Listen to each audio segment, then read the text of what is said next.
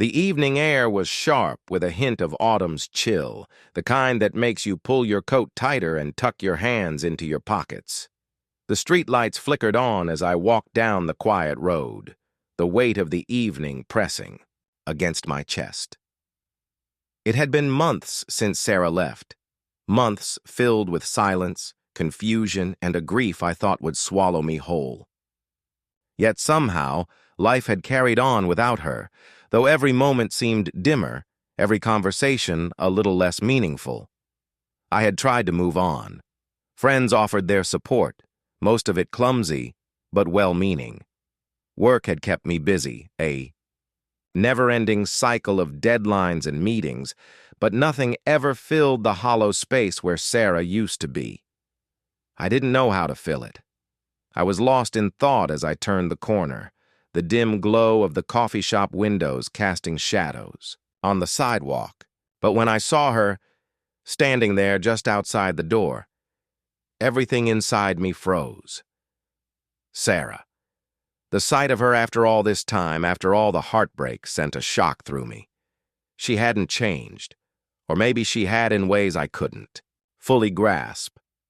Her hair was longer, more radiant in the glow of the shop's lights, but the tiredness in her eyes was unmistakable. There was something different about her. A quiet sadness, a weight I couldn't quite understand. But what struck me most was the child in her arms.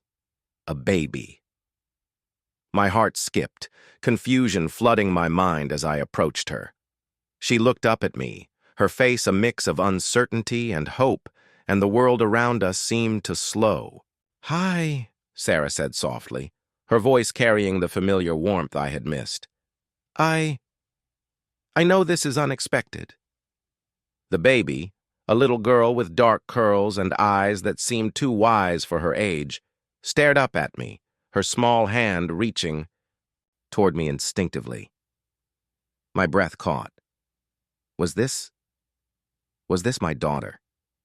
I opened my mouth to speak, but the words caught in my throat. The scene before me was so surreal, like a dream I couldn't wake up from. I glanced at Sarah, the woman who had left me without a word, who had vanished from my life without a trace. And now she was back, holding a baby that could be mine. The questions rushed in faster than I could process them. "I don't understand," I managed, my voice strained. "Why didn't you tell me? Why didn't you—" She looked down, tears welling in her eyes as she shifted the baby in her arms. "I didn't know how. I didn't know if I ever would. I was so scared, but I couldn't keep running." I saw the sincerity in her eyes, but there was also an undeniable fear. Fear of the past, fear of the future, fear of what she had done to both herself and me. "I made a mistake," Sarah continued, her voice barely above a whisper. "A terrible, terrible mistake. And I left because I didn't know how to fix it. I didn't know how to face you after everything. But I've learned so much.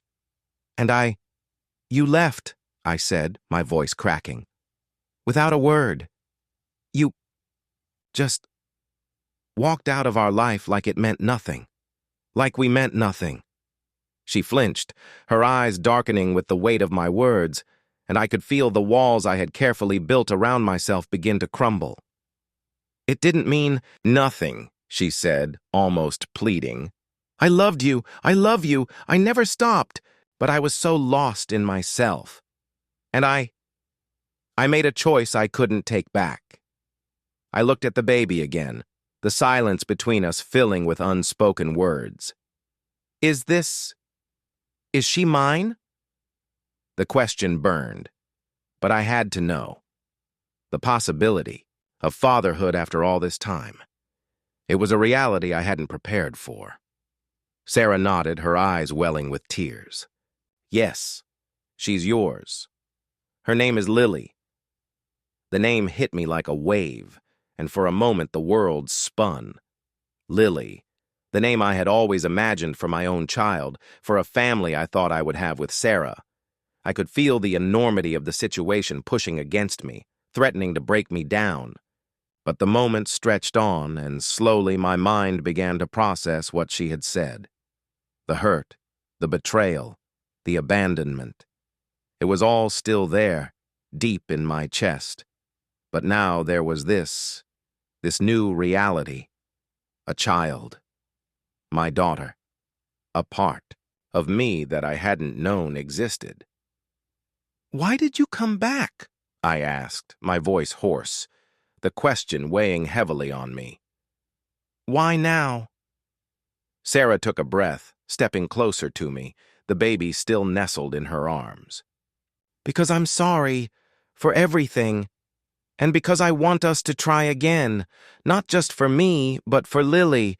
She deserves a chance to know her father." I shook my head, overwhelmed by the rush of emotions that threatened to drown me. "You left me. You left us. And now you expect me to just forgive you? To pretend like everything is fine?" Her gaze softened, and she took another step forward, her eyes searching mine, pleading for understanding. "I don't expect forgiveness. I want a chance to make things right. For you, for me, for her." As we stepped into the coffee shop, the warmth of the interior was a stark contrast to the coolness of the night outside. The smell of freshly brewed coffee lingered in the air, mingling with the faint scent of baked pastries. It was almost surreal, this simple setting, with everything feeling so normal despite the chaos that had followed us in. Sarah hesitated at the door, as though unsure of her place in a world she had once been a part of. The baby, Lily, stirred in her arms, her tiny hands reaching out for the warmth that filled the room, unaware of the gravity of the moment. I led the way to an empty corner table, the dim light from the hanging lamps casting soft shadows over our faces.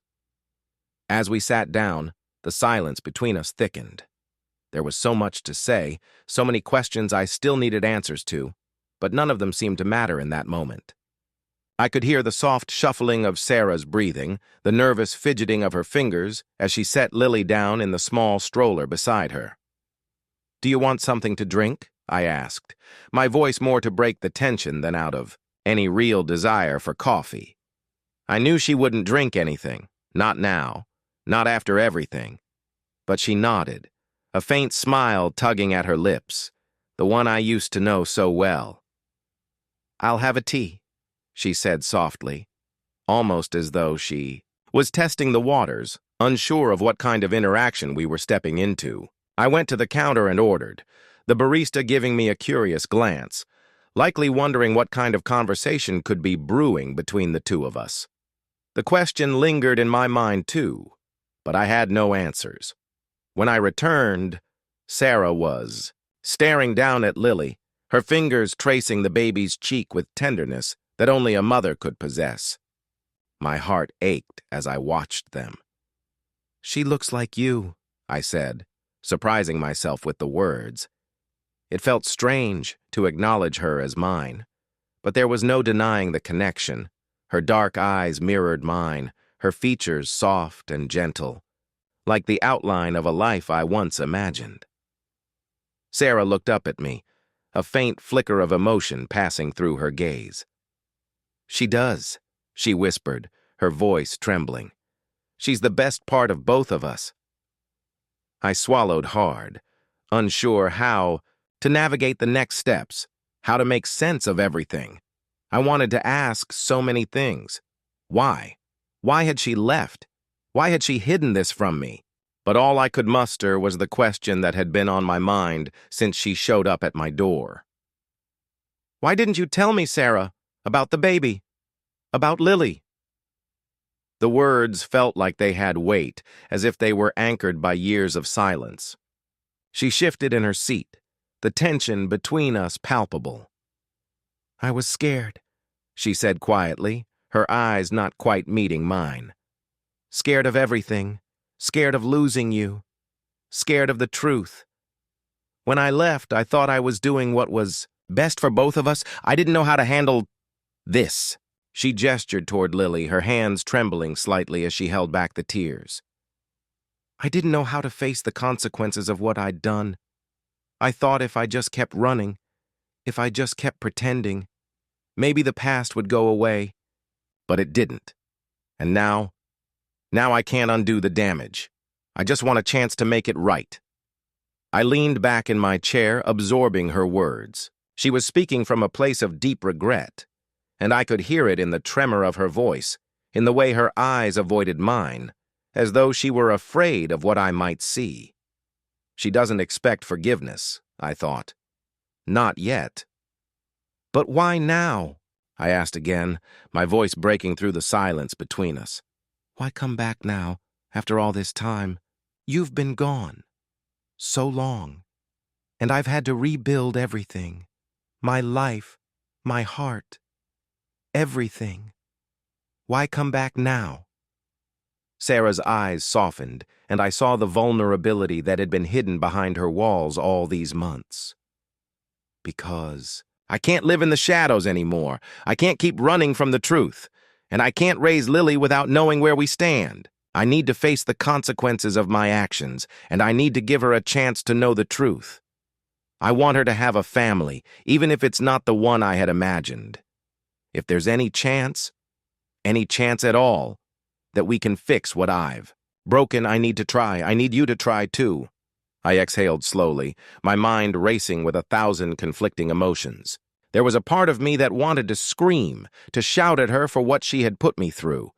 The betrayal, the abandonment. It still stung like fresh wounds, no matter how much time had passed.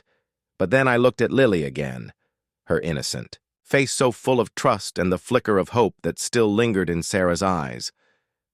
And something inside me shifted.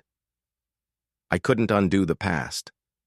I couldn't take back the hurt and the pain that had etched itself into the years we had spent apart. But what I did know was this: I couldn't turn my back on the future, on Lily.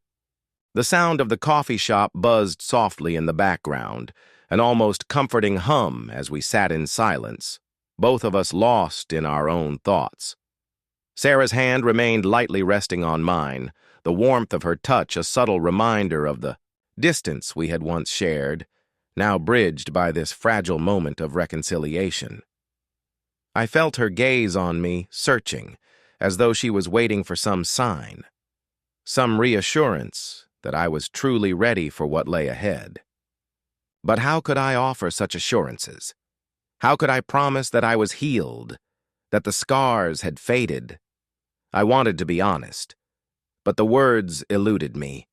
I had spent so long building a life without her that it was hard to imagine the space she once occupied, now filled with this new version of her, someone who had a child, someone who had carried this secret for so long. Do you still love me? The question slipped out before I could stop it, the vulnerability of it hanging, heavy between us. Sarah's eyes softened, but there was hesitation. I never stopped, she admitted quietly, her voice barely above a whisper.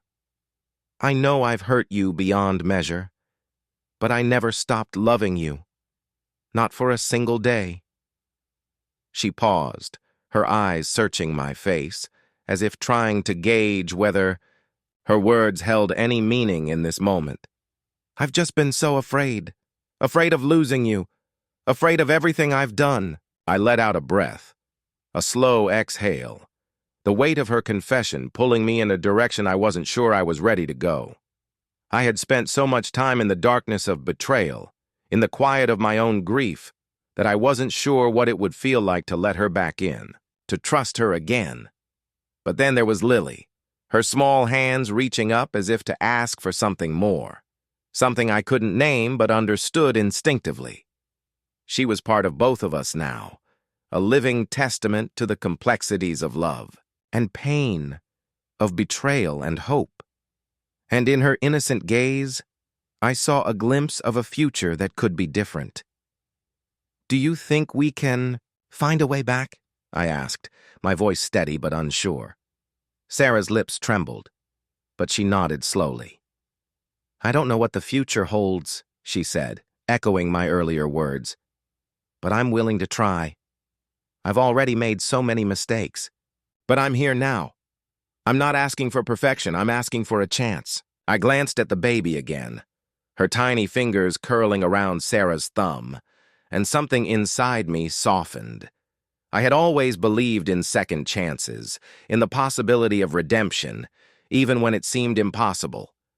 Maybe this was one of those times where the future was still unwritten, and all we had was the present, the moment where we could choose whether to move forward or stay rooted in the past.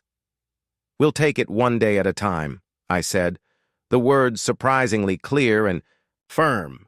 There's no rush. No need for everything to be fixed right away. Sarah nodded, her eyes glistening with unshed tears, a mixture of relief and uncertainty. Thank you, she whispered, her voice thick with emotion. Thank you for this chance. As we sat there, the world outside continuing to move around us, I realized that the road ahead would be far from easy. There would be moments of doubt, of fear, of old wounds reopening. But there was also the potential for healing, for growth, for something that could rise from the ashes of the past. I didn't have all the answers. I didn't know if we could fully rebuild what had been lost. But what I did know as I looked at Sarah and Lily was that sometimes the hardest battles were the ones worth fighting for. The air felt different now, as if something had shifted. Subtle, almost imperceptible, but there. Attention had been lifted, replaced by something quieter, more tentative. The room, once filled with the heavy weight of our unspoken history, felt a little less suffocating. The flickering light from the lamp on the side table cast long shadows across the floor, but they weren't menacing this time. They simply existed, like us, caught somewhere between what was and what could be. I took a deep breath, my fingers curling around the edges of my coffee cup. The warmth of the mug grounded me, the heat a sharp contrast to the chill of uncertainty that still ran through me. My heart, though, it was lighter now. Not whole, not yet, but lighter. Maybe, just maybe, we could begin again. One step at a time. Sarah shifted, the baby adjusting in her arms as if the little one could sense the shift in the room, too. The baby's soft breathing filled the silence, and for a moment I focused on that sound. It was peaceful, untainted by the complexities of adulthood. Just pure, unfiltered life, and that was what this moment was about. The possibility of new beginnings, of a future that hadn't been written yet, one that could be different. I've missed you, Sarah whispered suddenly, her voice barely audible over the soft murmur of the baby. Her eyes, searching mine, held a vulnerability I hadn't seen in her for so long. The words were simple, but they carried so much weight, a quiet plea for connection. I swallowed hard, my throat tight. The vulnerability in her gaze made something stir inside of me. She's still here, I thought. She's still fighting. She hasn't given up on us. But the truth was, I wasn't sure if I was ready to dive back in. The past had shaped me, hurt me. And I had spent so long building walls around myself that I wasn't sure how to tear them down. The idea of trusting her again was almost terrifying, as if I were handing over my heart again. And I wasn't sure if it would be safe. I don't know what's going to happen, I finally said, the words escaping with a heaviness. I can't promise you anything right now. She nodded, understanding, and the silence between us stretched out. Again, but this time it wasn't filled with unresolved tension. It felt like we were both sitting with our truths. No pretenses, no rush. We could take our time. We had to. I don't need promises, she replied quietly, her voice steady, but tinged with the rawness of the moment. I just need you. I need to show you that I'm here. For you. And for us. For everything we used to be. For everything we still can be. Her gaze softened as she looked down at the baby, and I followed her line of sight, watching the tiny, innocent face. The child's big, round eyes were locked onto Sarah, a gentle gaze filled with a purity I couldn't deny. I felt a pang in my chest. This child, our child, was a part of all of us now, tied to this complicated tapestry of our lives. "I know I hurt you," Sarah continued, her voice trembling slightly. "And I don't expect you to forget. I wouldn't ask you to. I just hope one day you can trust me again, that you'll let me show you how much I've changed, how much I've learned." I closed my eyes for a brief moment, allowing her words to wash over me. I don't know if I can forget, I thought. But maybe I don't have to. Maybe we can move forward despite the past, not in spite of it. "Maybe," I said quietly. "Maybe we can try." Her eyes brightened then, her face softening into the faintest hint of a smile. There was no joy in it yet, just the fragile hope of a new beginning. But that was enough for now. One day at a time, I reminded myself. One day at a time. The room felt a little warmer now, as the weight of the past hung between us, but was no longer suffocating. It was a long road ahead, and I didn't know if we would make it to the end. But for the first time in a long while, I felt like we had a chance. Sarah glanced down at the baby again, her expression shifting as she gazed at the tiny being who had somehow become the most important thread in this tangled story. "I know it's going to be hard," she said, her voice quiet, "but we'll make it through, together." I nodded, though I wasn't sure what that would look like. Together? What did that even mean anymore? Could I truly let go of all the hurt? Could we build something new? Something lasting? But then, as if in answer to my questions, the baby shifted in her arms, a soft gurgle escaping its tiny mouth. A sound so innocent, so full of life that I found myself softening, a smile pulling at the corners of my lips. Maybe, I thought, maybe this is how we start again, not with grand gestures or promises of perfection, but with the smallest, simplest steps forward. Maybe that's enough. And as Sarah and I shared a quiet glance, the fragile beginnings of something new between us, I realized that this journey wasn't about erasing the past. The silence that followed felt different now, as if the very air between us had shifted, recalibrated. A quiet understanding hung there, unspoken yet palpable, as we both contemplated the next steps in this unexpected, delicate path we were treading. I looked at Sarah, really looked at her. The lines of age had started to etch themselves around her eyes, traces of the struggles she had gone through over the years. But there was something else there too, a resilience, a vulnerability. She wasn't the same person I had married, and I wasn't the same man who had once stood at the altar with her, promising forever. But that didn't mean we couldn't try. Her eyes were still on the baby, her hands gentle as she adjusted the blanket wrapped around him. The baby was too young to understand the gravity of the situation, too young to know the turmoil and tension we had lived through, but somehow, in his innocence, he had become the symbol of everything that had been lost, and everything that could still be found. "Do you think we can make this work?" she asked, her voice small now, like a whispered prayer. She wasn't asking for a guarantee. There was no hope for that. She had learned, just as I had, that life wasn't a straight line, and that nothing was ever truly certain.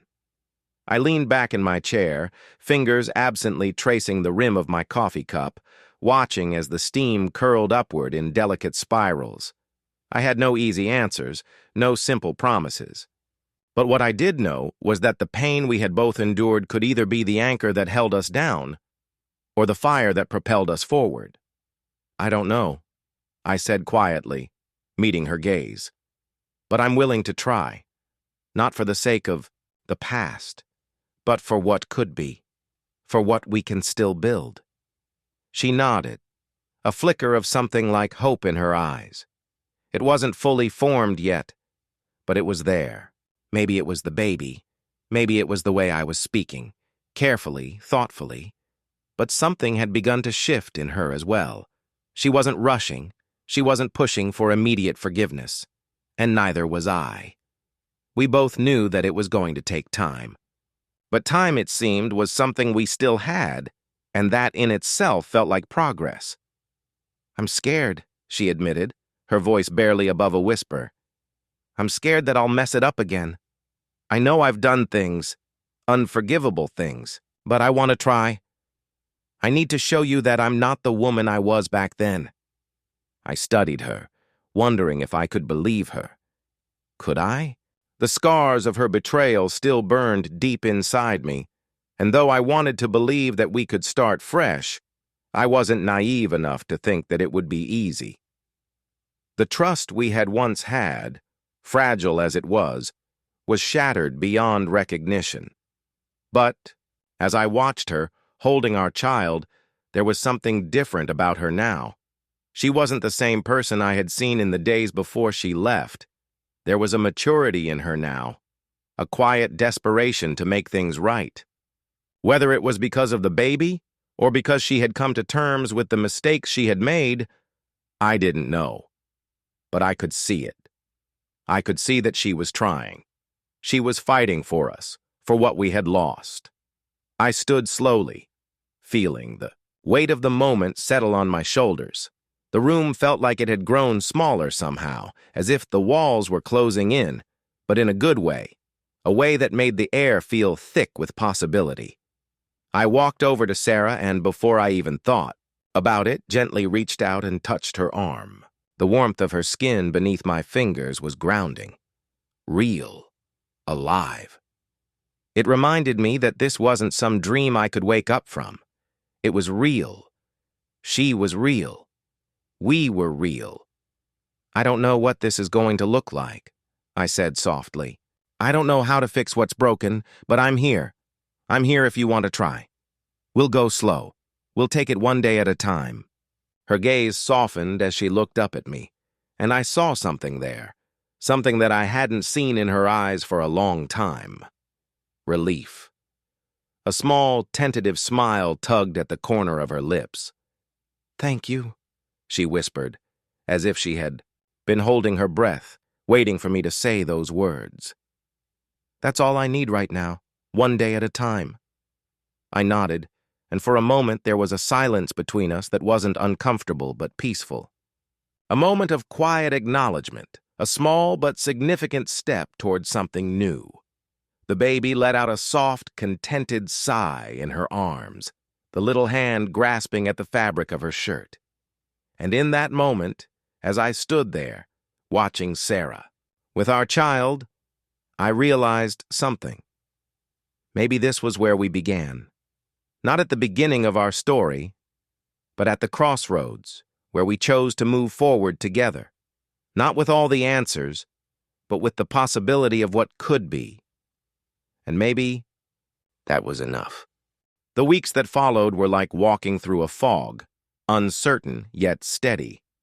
Sarah and we navigated the delicate dance of cohabitation, each of us carefully tiptoeing around the remnants of the past, aware of the cracks, but choosing not to mention them aloud.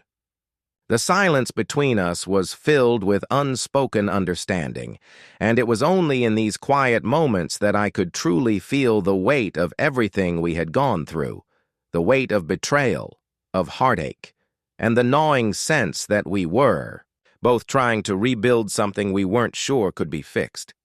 The baby's cries, his laughter, his innocent demands became our anchor. They gave us purpose, a reason to hold on. Yet, even as we were pulled into the small, frantic world of parenthood, there was a quiet tension that always simmered beneath the surface. I'd find myself watching Sarah as she gently rocked the baby to sleep, her soft smile, the way her eyes softened when she looked at him. There was love there, real love, I could see that. But sometimes, in the quiet hours of the night, I wondered if there was any love left for me. The thought would keep me awake, the shadows of doubt creeping in, slowly crawling across the edges of my mind. One evening, a few months after she had come back, we found ourselves sitting together, the baby tucked into his crib for the night. It was one of those rare moments when we were alone, the weight of the day finally slipping away. The house was quiet, save for the occasional creak of the floorboards, the distant hum of the refrigerator. We sat across from each other, not quite speaking, not quite reaching for each other either. "I've been thinking," Sarah said, her voice low, almost hesitant, as though she wasn't sure how the words would land. I met her eyes, waiting. "About what?" "About us," she replied softly, her fingers tracing the rim of her mug. "About everything. I know it's not easy, and I know you still carry so much. But I need you to know that I'm here. I'm not going anywhere." Her words, though simple, hit me like a wave. I could feel the truth in them, but there was something more, something deeper, hidden in the way she said them. Was this just her trying to convince me, or was it a promise she meant to keep? I shifted uncomfortably, my fingers clenched around my own mug. "I don't know if I can ever trust you the way I did before," I said quietly, the words slipping out before I could stop them. The raw honesty of it hung in the air, and for a moment, neither of us spoke. It felt like the truth, unspoken for so long, was finally coming to the surface. She nodded, her eyes dropping to her hands. "I know," she whispered. "I know. But I'm not asking for that right now. I'm just asking for the chance to show you that I'm different." There it was again. The fear, the vulnerability in her voice. It made my chest tighten, and for a moment I could almost see her as she had been before all of this happened. The woman I had fallen in love with, the woman I thought I knew so well. "I'm trying," I said, my voice cracking slightly. "But you have to understand, what you did, it broke me. I don't know if I can just pick up where we left off." Her gaze met mine, and I could see the apology there, deep in her eyes. "I don't expect you to," she said, her voice gentle but firm. "I just want to try. For us. For him," she added, her eyes glancing briefly toward the baby's room. It was in that moment that I understood. She wasn't asking for forgiveness right away. She was asking for patience, for a chance to prove herself, to prove that she could be the woman I had once known, the woman I had loved. And in a way, I realized that I wasn't ready to let go of that hope.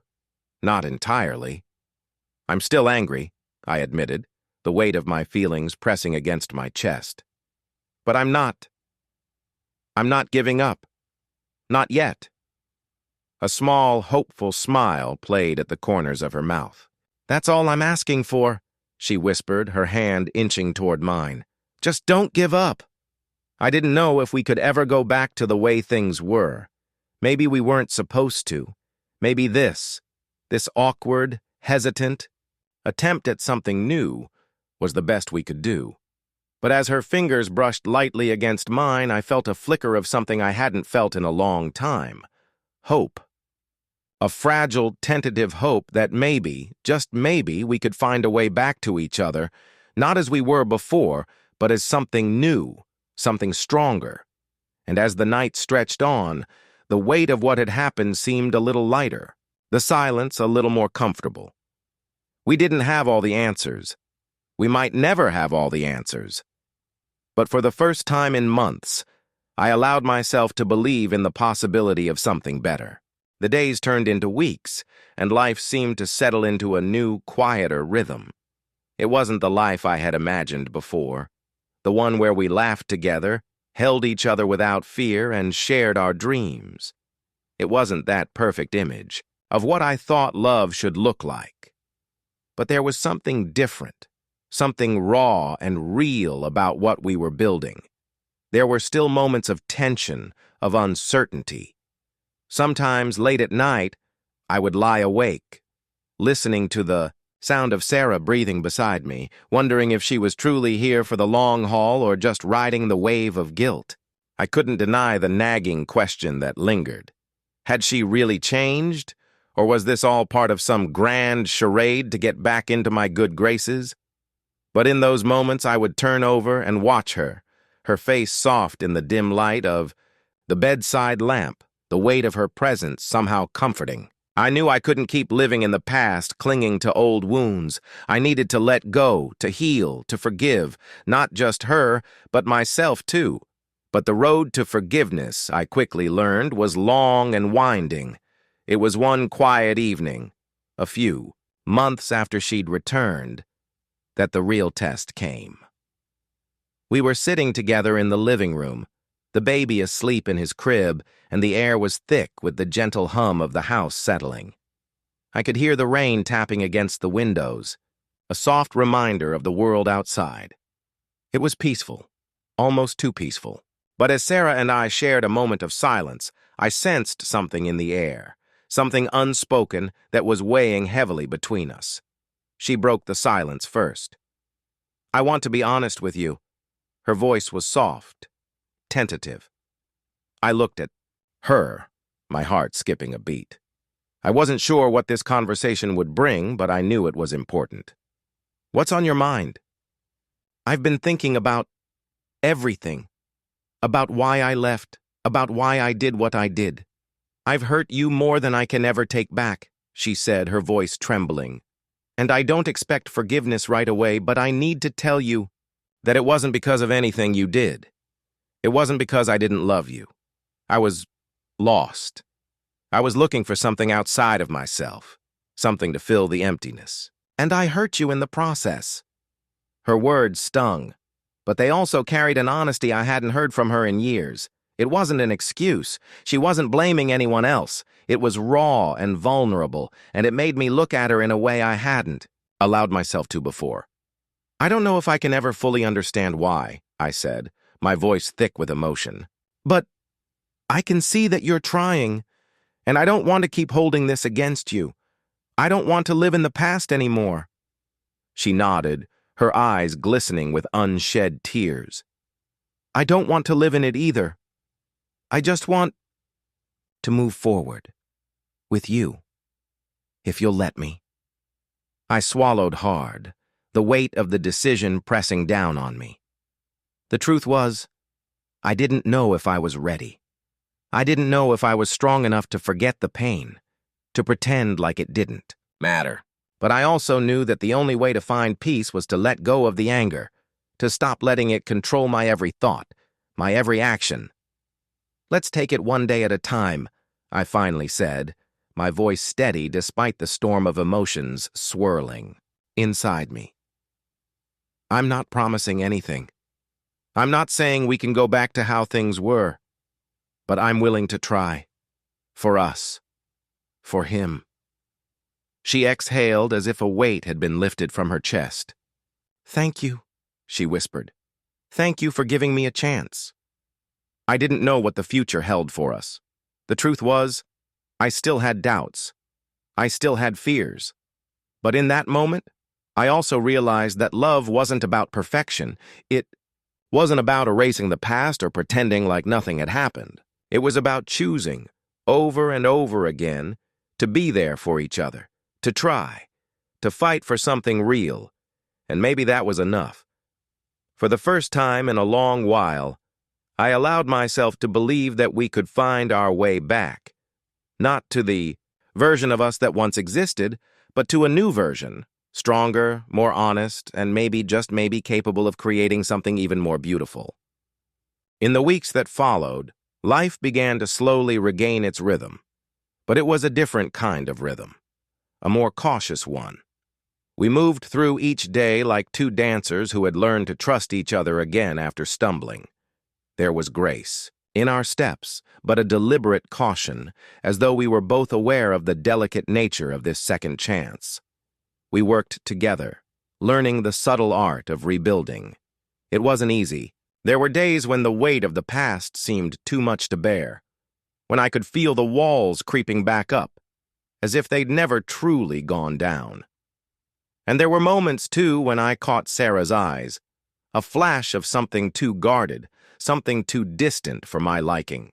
In those moments, doubt would claw at my chest, and I would have to remind myself of the promises we'd made, to let go of the past, to take each day as it came. And then there were moments of pure tenderness where everything felt right. We'd sit together on the couch after the baby had fallen asleep, the silence comfortable, the soft glow of the television casting shadows across the room. I'd feel her hand slip into mine, her fingers warm and steady, a silent reminder that she was here, that she was trying. Those moments made the hard days worth it. But they also reminded me of something that I had to face, something I couldn't ignore any longer. One afternoon, I was walking through the park, just trying to clear my mind. The cool breeze whipped through the trees and the world felt quiet, almost serene. But as I passed the small pond, I saw him, Ethan, the man who had been a part of Sarah's life during our separation, the man she had found solace in when I wasn't there.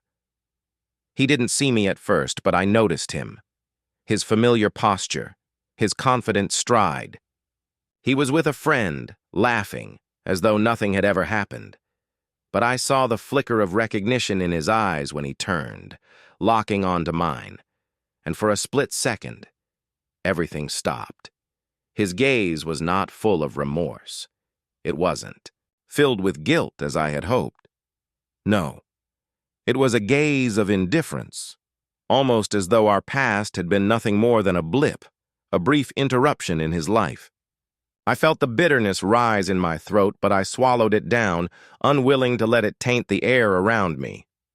"Hey, man," he called out casually, lifting a hand in greeting. I stood there, uncertain of what to say. It felt surreal, like something out of a dream. All the anger I had buried for so long surfaced at once, but I chose to take a breath. This wasn't the time, I realized. "Ethan," I said, my voice measured, betraying none of the thoughts churning inside me. "How's everything? Good, just, life," he replied, shrugging. There was a smugness in his tone, but he didn't push further.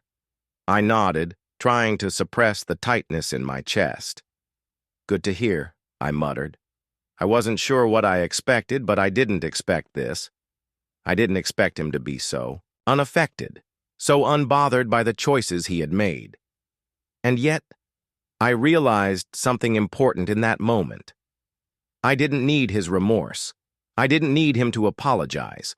What I needed was to release the hold he still had on me, to stop letting his presence dictate how I moved forward. "Take care of yourself, Ethan," I said, the words feeling heavier than I wanted them to. He gave a half-hearted wave, clearly not invested in our exchange. I watched him turn and walk away, the weight of that fleeting encounter pressing on my chest. But as he disappeared into the distance, something within me shifted. For the first time in a long time, I felt an odd sense of clarity. I had been carrying his ghost with me for far too long, and today, I had finally let him go. I walked back home with a sense of quiet determination. The road ahead would still be uncertain, but I knew that the healing process didn't just involve forgiving Sarah. It also meant freeing myself from the things that had haunted me. Ethan was one of them. That night, as I lay in bed beside Sarah, I realized that the story we were writing wasn't just about the past or about the mistakes we had made. It was about building something new, something real, and that meant facing the uncertainties of the future with open eyes, with the kind of trust that could only be born from resilience. "Are you okay?" Sarah whispered, her voice soft against the darkness. I turned toward her, meeting her eyes in the dim light. The vulnerability I saw in them was familiar, but there was something more. Hope.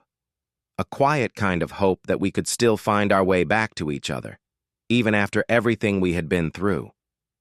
"Yeah," I said. The answer simple, but real. "I think I am." And in that moment, I felt something shift inside me, an unspoken promise that we were both going to try. that we were both willing to fight for the future, to rebuild the pieces of what had been shattered. Maybe we wouldn't get everything right. The days that followed that quiet night felt like they were unfolding at a pace I could almost control, as if I was learning to navigate the intricate, delicate layers of what had once been a broken relationship. It was strange, this balance.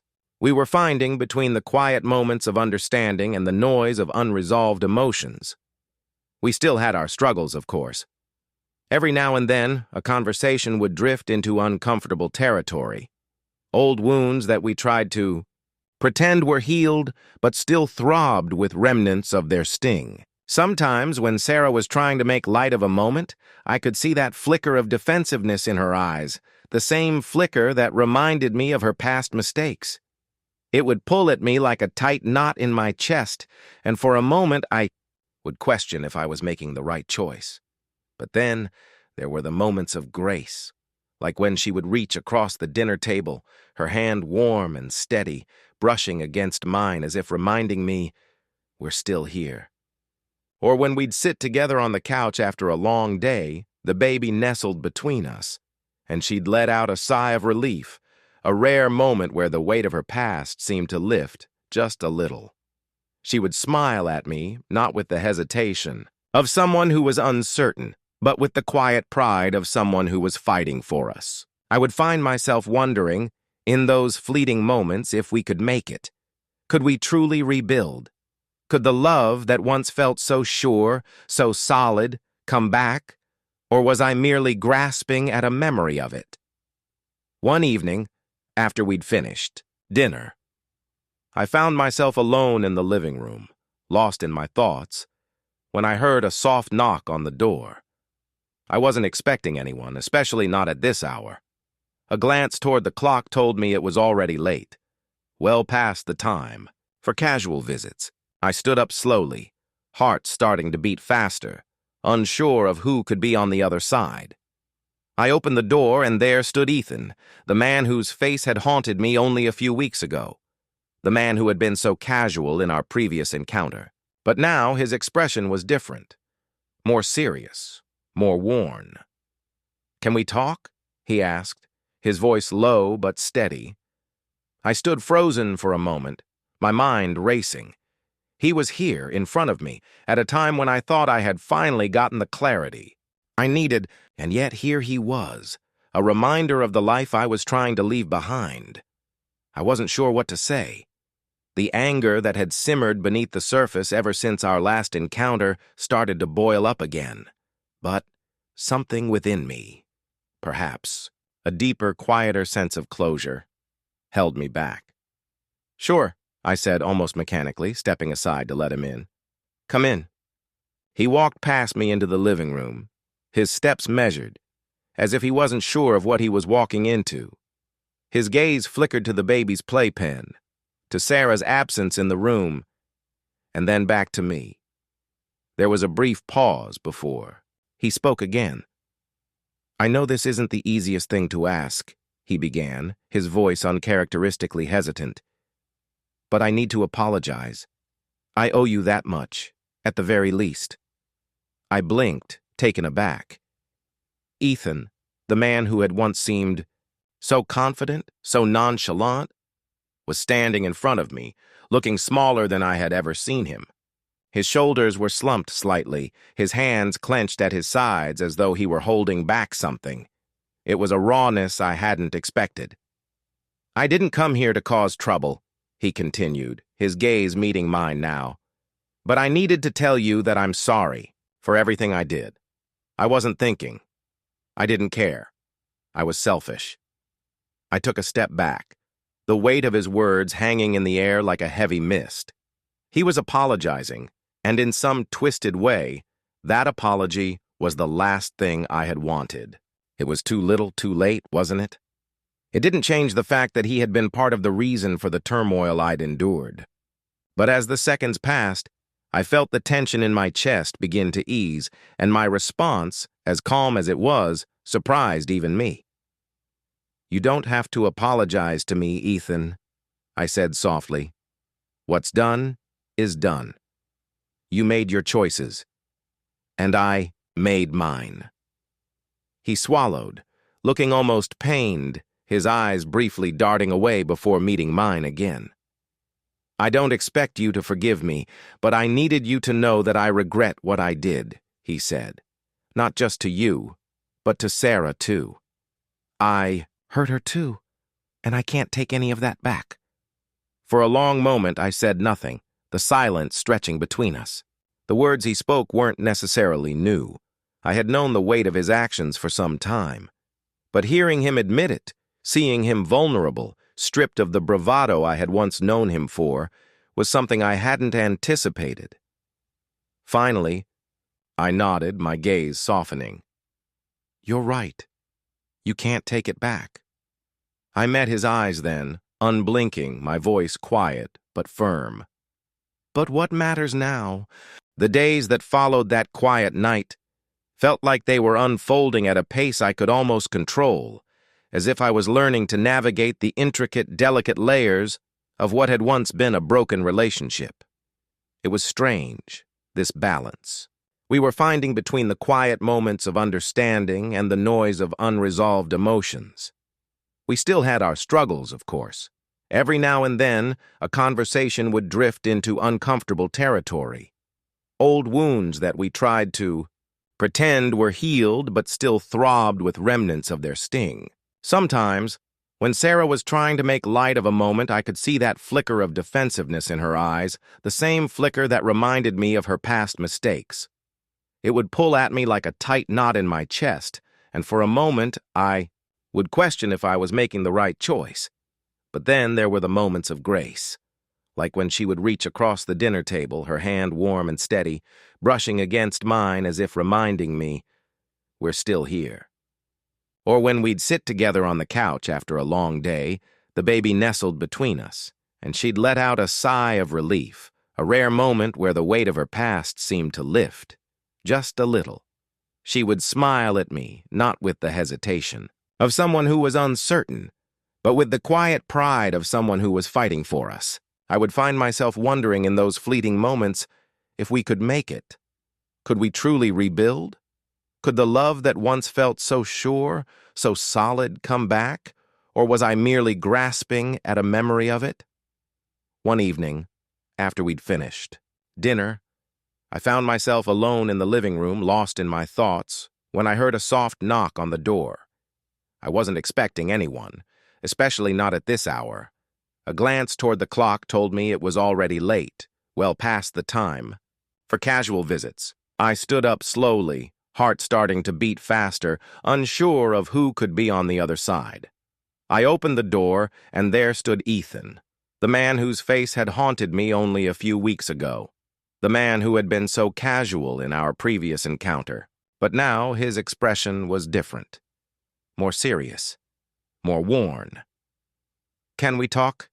he asked, his voice low but steady. I stood frozen for a moment, my mind racing.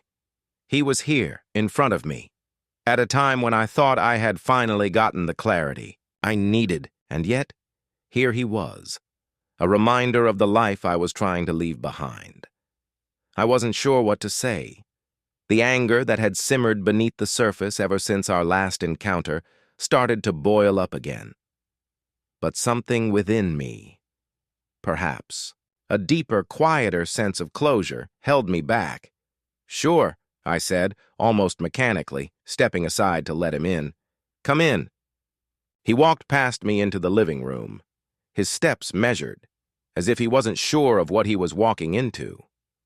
His gaze flickered to the baby's playpen, to Sarah's absence in the room, and then back to me.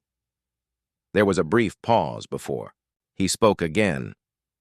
"I know this isn't the easiest thing to ask," he began, his voice uncharacteristically hesitant. "But I need to apologize. I owe you that much at the very least." I blinked, taken aback. Ethan, the man who had once seemed so confident, so nonchalant, was standing in front of me looking smaller than I had ever seen him. His shoulders were slumped slightly, his hands clenched at his sides as though he were holding back something. It was a rawness I hadn't expected. I didn't come here to cause trouble, he continued, his gaze meeting mine now. But I needed to tell you that I'm sorry. For everything I did, I wasn't thinking, I didn't care, I was selfish. I took a step back, the weight of his words hanging in the air like a heavy mist. He was apologizing, and in some twisted way, that apology was the last thing I had wanted. It was too little, too late, wasn't it? It didn't change the fact that he had been part of the reason for the turmoil I'd endured. But as the seconds passed, I felt the tension in my chest begin to ease, and my response, as calm as it was, surprised even me. "You don't have to apologize to me, Ethan," I said softly. "What's done is done. You made your choices. And I made mine." He swallowed, looking almost pained, his eyes briefly darting away before meeting mine again. "I don't expect you to forgive me, but I needed you to know that I regret what I did," he said. "Not just to you, but to Sarah too. I hurt her too. And I can't take any of that back." For a long moment, I said nothing, the silence stretching between us. The words he spoke weren't necessarily new. I had known the weight of his actions for some time. But hearing him admit it, seeing him vulnerable, stripped of the bravado I had once known him for, was something I hadn't anticipated. Finally, I nodded, my gaze softening.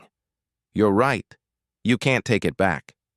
I met his eyes then, unblinking, my voice quiet but firm. "But what matters now," I continued, "is what happens from here." I could feel the weight of her hand in mine, the subtle warmth grounding me in this moment. It was as if the room around us had fallen away, and all that was left were the two of us, standing on the precipice of something uncertain, but, for the first time in a long while, something hopeful. I wanted to believe in that hope. I wanted to believe that we could overcome the scars left by the past, that we could somehow find a way back to the love we once shared. But I wasn't naive. I knew that healing wouldn't be immediate. It wouldn't be easy. The wounds from the betrayal, the quiet heartbreaks, they didn't just vanish with a simple gesture or a whispered promise. They needed time, space, and the kind of patience we had both yet to truly prove we had. "I know it's not going to be easy," I said, my voice steady, though there was a tremor deep inside me that I couldn't fully mask. "But maybe we start slow, one day at a time." She nodded, her thumb lightly brushing across my palm as if testing my sincerity. Her eyes searched mine, the vulnerability in them still raw, still open. I knew it wasn't just me who was scared. We were both standing here, unsure but willing to take the first step toward something that had been lost. "I want to be better," she said softly, her voice trembling with the weight of it. "For you, for the baby. I've made so many mistakes, but I'm sorry. I'm so sorry for hurting you." The sincerity in her words hit me like a wave, sweeping over the remnants of anger and disappointment. I could see it in her eyes, the regret, the desire to make amends, to rebuild the trust she had shattered. I wanted to hold on to that hope, to believe that she could change. But part of me was still wary, still guarded. "You don't have to apologize anymore," I replied, my voice softer now. "I know you're sorry, and I know you're trying. I just need to see it, Sarah. I need to see you show up, and I need to show up too." There was a long pause, the air thick with unsaid things, but I didn't mind the silence. Sometimes it was the silence that carried the most weight, the most meaning. "I'm willing to do whatever it takes," she said after a moment, her words tentative but sincere. "I'll prove it to you every day." Her eyes were hopeful, and yet I couldn't ignore the shadow of doubt that still lingered in my heart. We were both broken, both scarred. And while love could heal wounds, it didn't erase them. Not completely. But maybe that's where we needed to start. Maybe we didn't need perfection. We just needed honesty, effort, and time. "I believe you," I said, though it wasn't an easy thing to say. My heart wanted to believe, wanted to hope, but part of me was still bracing for the moment when the other shoe would drop, when the weight of betrayal would rear its ugly head again. She leaned in, pressing her forehead to mine for a moment, the closeness grounding me. "I'm so glad," she whispered, her voice barely audible against the beat of my heart. "Because I don't know where I'd be without you." I closed my eyes, taking a deep breath, trying to focus on the present, on the small, fragile hope that we were nurturing between us. The baby was asleep in the next room, and I could feel the weight of her existence anchoring us both. She was the one thing that remained untouched by the chaos, the one thing we both knew was worth fighting for. I pulled back slightly, just enough to look Sarah in the eyes. "Let's take it one day at a time," I repeated, my voice stronger. "This time, we'll figure it out, together." A tear slid down Sarah's cheek, but it wasn't one of sorrow. It was the kind of tear that signaled something new, something tender, something fragile but real. "I love you," she said quietly, her voice thick with emotion. "I love you too," I replied, my own voice rough with all the things we had yet to say, but also filled with a small, quiet certainty. The road ahead would be difficult, and the scars would not fade overnight. But there was something about the way she looked at me now, something in her gaze that spoke of healing, of reconciliation. Maybe we couldn't change the past, but for the first time in a long while, I felt like we had a chance to build something better in the future. And that, I realized, was enough. Enough to keep going, enough to fight for what we still had, and enough to believe that perhaps, just perhaps, love could still find its way back home. As the days passed, the weight of the past continued to hover between us like an unwelcome shadow. But the more I allowed myself to be present, to focus on what was right in front of me, the more I saw Sarah trying. She was doing her best, trying to rebuild what had been broken, trying to find her way back to me, back to us. But I wasn't sure I was the same person anymore. In the quiet moments, when the world outside felt like it had faded away, I found myself questioning whether forgiveness meant I was letting go of the hurt.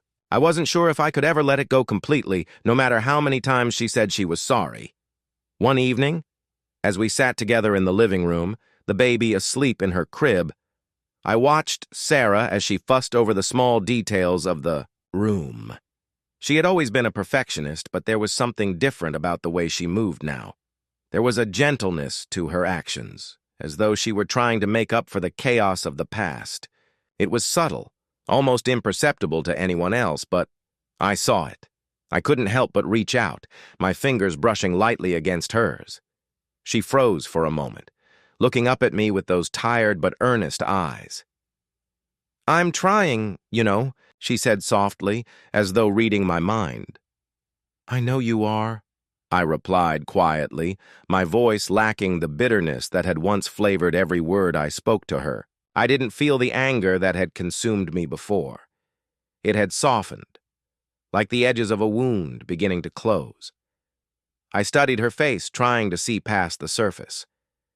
The Sarah I knew, before everything fell apart, was still in there, buried, beneath the hurt and the mistakes. But could I ever find a way to trust her again? Could I truly let go of the feeling of betrayal? Or was it forever going to sit like a stone in my chest? It wasn't that I didn't want to forgive her. It wasn't that I didn't want to move forward, to feel that warmth in my chest when I looked at her, that comfort of knowing we were building something together. It was just hard. So incredibly hard. Can I really do this? I thought, my hand still hovering over hers. Can we really start again? Her voice broke through my thoughts, tender but uncertain. "I know it's not easy for you. I see the way you look at me sometimes, and I'm sorry, but I'm here. I'm here and I'm not going anywhere. I just need you to believe me." I took a deep breath, my heart pounding in my chest. I could see the sincerity in her eyes. It was raw, unpolished, but it was there. She wasn't just asking for forgiveness, she was asking for trust. For a chance to prove herself again. Can I give her that chance? I hesitated, the room thick with the weight of the question. There was a part of me that still wanted to scream, to lash out at the unfairness of it all, to remind her of the pain she had caused. But instead, I did what I had never been able to do before. I let go. I squeezed her hand gently, our fingers entwining naturally as if we had done this 1,000 times before. I want to believe you, Sarah, I said, my voice low but firm. I really do. Her eyes glistened with unshed tears, and I saw the fragile hope in them. She nodded, swallowing hard. Then take the leap with me. We don't have to have all the answers right now, but we can take it one day at a time. Together. I didn't answer immediately, unsure if the words would be enough to seal the deal. But when I saw the baby's soft, peaceful face in the next room, when I thought about the little life that depended on both of us to do better, to be better, I knew that I couldn't just let this go. For the first time in a long while, I let myself truly feel the stirrings of hope. Maybe it wasn't foolish to believe in second chances. Maybe this time we could make it. We could build something out of the wreckage. I'm willing to try, I said finally, my voice steady, my heart still hesitant, but opening nonetheless. Her face softened and she leaned in, resting her head against my shoulder. That's all I need, she whispered. I didn't know what the future held, or how long it would take for the pieces of us to fully heal. But in that moment I understood something deep in my bones. Healing wasn't a destination. It wasn't something you could rush or force. It was a process, a journey that unfolded day by day, and for the first time in a long time, I felt like we were on the same path again, moving forward, slowly but steadily, toward something that resembled a future. Together, it wasn't perfect, but maybe, just maybe, it could be enough. The days that followed felt like walking through a fog. There were moments where the haze would clear, and I could see the path ahead, steady and unclouded. But there were also days when I felt like I was wandering aimlessly, unsure of which direction to take. The balance between holding on to the past and trying to move forward was fragile. Sarah was trying, I could see that. She was more present, more attentive. She made an effort with the little things, preparing dinner with a newfound tenderness, keeping the house neat, taking the time to talk about the future with me in a way she hadn't before. But it wasn't just the physical changes. There was a quietness about her now, a softness that seemed to come from a place of understanding, a recognition that something had shifted, that we could never return to what we had been, but maybe, just maybe, there was a new way forward. The baby, a symbol of both new beginnings and the weight of our past, had become the center of our lives in a way I never expected. Watching her grow, hearing her laugh, feeling her small hands grip mine, it did something to me. It reminded me of what was at stake. Every time I looked at her, I saw a chance at redemption, for Sarah and for me, and for this new life we were trying to build. But that hope, that fragile seed, wasn't always enough to keep the doubts from creeping in. Late at night, when the house was quiet and Sarah was asleep beside me, I would lay awake, staring at the ceiling, wondering if it was all too late. Could we really overcome everything that had come before? Could forgiveness, real forgiveness, truly take root in a heart as broken as mine? I asked myself these questions constantly, over and over, my mind unwilling to rest. But no matter how many times I tried to find the answers, there was no certainty. There were only small, fleeting moments of peace that seemed to evaporate the moment I reached for them. It wasn't until one particular evening, when Sarah and I found ourselves alone on the porch, watching the sun dip below the horizon, that the truth started to sink in. I had been quieter than usual, wrapped in my thoughts, when Sarah finally spoke, her voice breaking the stillness. "You're still here," she said, her words carrying a weight that I hadn't expected. I turned to look at her, and there it was again, the vulnerability that seemed to radiate from her now, like a light that hadn't quite found its way back to full brightness, but was still flickering, desperate to shine.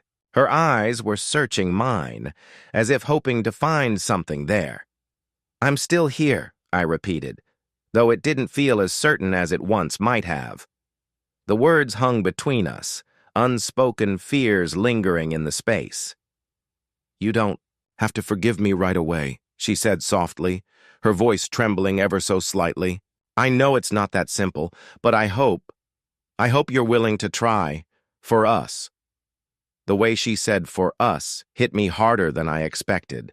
There was no more hiding behind excuses or explanations. There was no more running from the truth of what we had been through and what we had the potential to become. I didn't answer immediately. Instead, I sat there beside her, watching the colors of the sky fade into twilight. The world around us was still, peaceful, almost idyllic in its simplicity.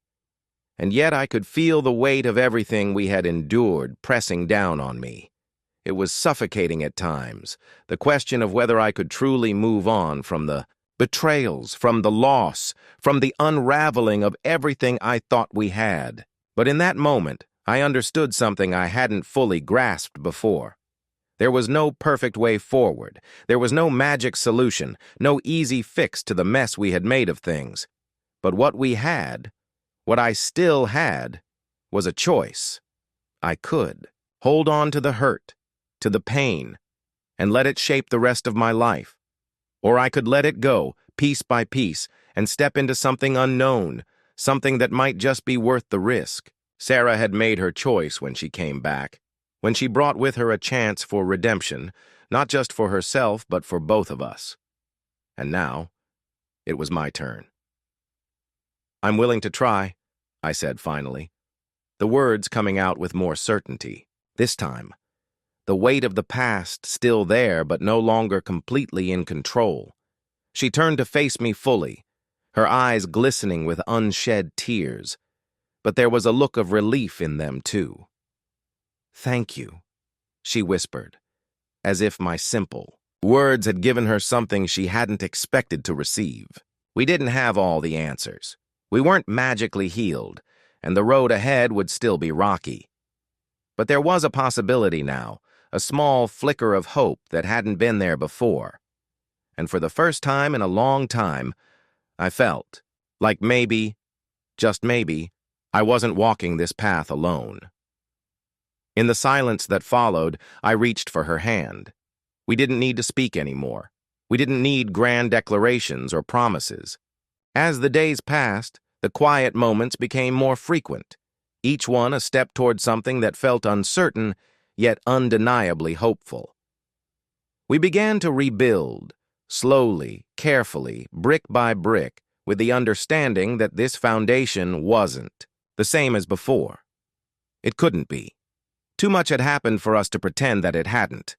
But there was a subtle strength that was emerging between us, a delicate thread that connected us in a way that felt both fragile and resilient. Sarah's presence was softer now, and the way she moved through the house, as if treading carefully, spoke volumes. The weight of her actions in the past hung over us like an invisible shroud. Yet there was a new tenderness in her gaze when she looked at me, a quiet apology that didn't need words.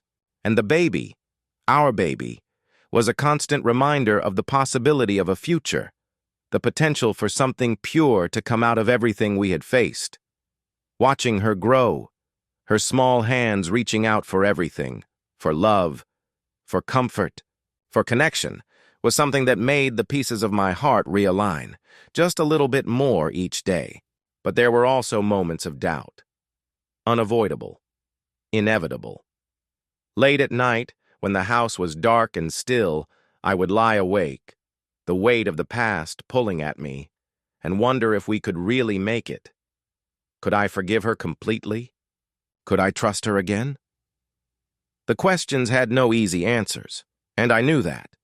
It was like standing at the edge of a cliff, feeling the wind at your back, knowing that a leap was coming, but unsure of what waited below. One evening, as I watched Sarah quietly rocking our baby in the chair by the window, I realized just how much I had been avoiding the one conversation we hadn't had yet, the one that had to happen if we were to move forward.